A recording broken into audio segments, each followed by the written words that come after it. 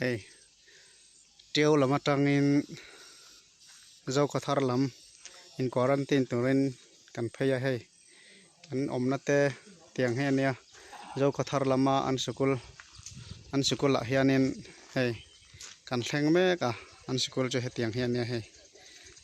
ta hay nên in quarantine in cần mấy cả so ta son police lan oma ta son family te an boka thì khan ki ma ni kan ni thì khan he mon le tang te an no ma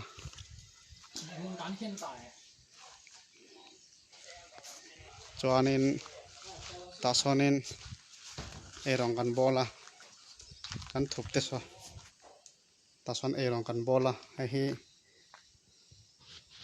in chia ni mela enge mani school chia nge ani mela chuan ta hian kan omna rom hi hei zo ko thar lam ten ni zana khanin kan mutbu te meron pe a kan eile in te meron pe a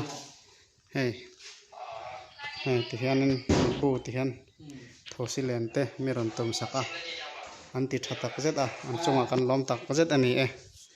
chuanin tuna ala tu chu keima kania hei